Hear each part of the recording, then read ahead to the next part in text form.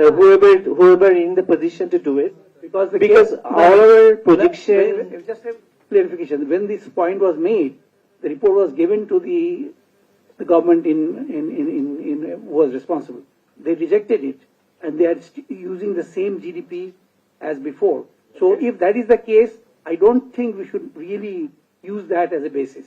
Okay, you cannot use it, but other things that what Dr. Ashik has said, our lowest tax GDP ratio, right? If GDP is so high, if we are doing so good, that ratio should improve, right? We have the lowest tax GDP ratio in the world. It's not a matter of joke.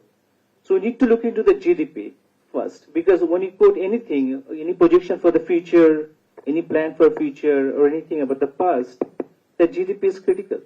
Sorry to we are moving away from this. This is not a GDP discussion. GDP figure is discussion. The point is, do you see the external vulnerabilities that are here is real? Do you think that we are ready to face it? Do you think that there's a need for policy discussion and debate? Let us stay on that. Yeah, we can have a separate discussion on GDP at a later time if possible. But I have a valid point or not? Just want to make sure. Is it something you can talk about? No, I'm sorry, because if the government does not accept those figures, who are we? We don't have any basis for talking about GDP, because the Bangladesh Bureau of Statistics has the authority, the staffing, the responsibility. If the government accepts it, my perception, your perception has zero value. I think we are talking from independent institute, right? We are not government.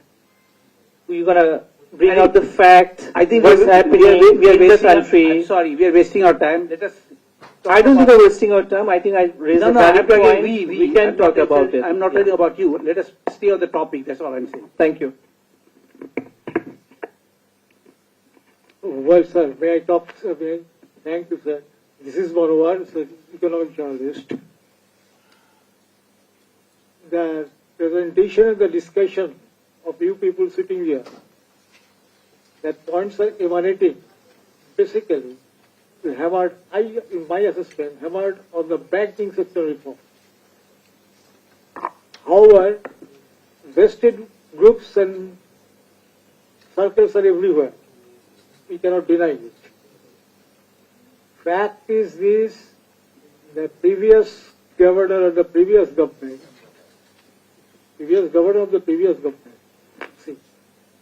did some work to bring in reforms, especially with regard to the banking affairs, banking reforms, and most of them have been left unaccomplished. But they did, and on some issues, they edged near the final point, but they could not sign. So far, my information is concerned. So my point is this: you see, there is always a conflict between a political government and a non-political government. Always. Political governments generally have many commitments and many things to do. In the past, we have seen that. So do you think that the same thing would occur here? Thank you.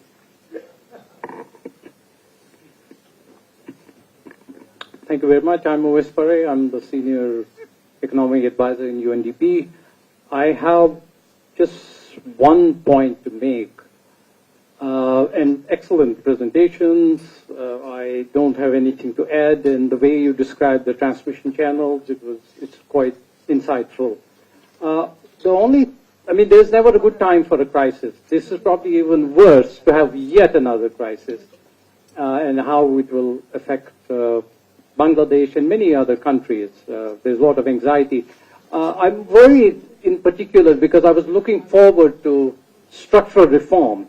I mean, a lot of work has been done in the last year or so to bring macroeconomic stability. That work, of course, needs to continue. Now we have an external shock, but also structural transformation, because some studies have already shown that the growth has run out of steam. And there's this weakening of this relationship between GDP and jobs, for example. So where do we find new sources of growth? Of course, that requires structural transformation. And there are going to be some reforms. Obviously, those are going to be contentious, controversial as well, which also means deregulation. There are different views people have. And I'm wondering how that can be communicated, not only among experts sitting, what are some of the benefits and downsides of those reforms in the long term. Because in the current environment with deglobalization and inward looking that we have seen that stance, there may not be that much appetite for deregulation, particularly areas related to high tariffs and so forth. But I think we need to get the messaging right as experts. And the good thing that I see is that we're living in a region which is already contributing 60% of the GDP growth to the world. It accounts for 30% of the GDP. And it's likely, and we are living in an Asian century. I think Asia is going to be the driver of growth in the future. And there are a lot of lessons that we can learn from East Asia, Southeast Asia.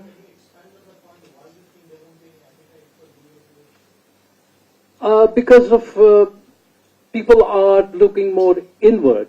There is more protection. And there might be an instinct, we're not seeing that in Asia yet, but to reciprocate that. Because it's almost like it's a kind of a game theory. If you're seeing what other countries are doing, they're protecting their markets. We are looking at that. Tariffs have been raised, yeah. So there might be, but this is not the right time for a country like Bangladesh. Yeah. So how do we do that? It's not easy, and there are always going to be, those who benefit and losers as well. And there is also a lot of lessons to be learned how people who may end up losing out of this deregulation, how they can be compensated. New measures can be help them. And I think it relates to export competitiveness, job creation. If you're opening up, there will obviously going to be some implications. What can government do in order to ensure that it doesn't happen, that disruption is minimized? Thank you. We have other.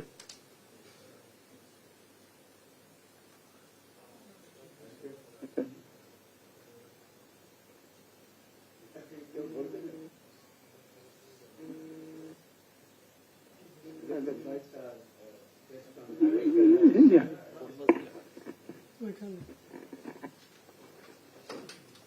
Testing. Thank you very much, professors and esteemed guests for having me here today. My name is Harry from the Australian High Commission. It is a pleasure to be with you all. And thank you for the very insightful discussion. I think there's so many key themes, and I think the bigger picture issues are these external shocks, and it combined with sort of a period of new opportunity for Bangladesh. It's just an unprecedented time, and I don't use those words lightly. Something I wanted to talk about was, I guess, there's a common theme in the sense that some of the data in this presentation, kind of particularly on that deposit growth item, shows how there is an element of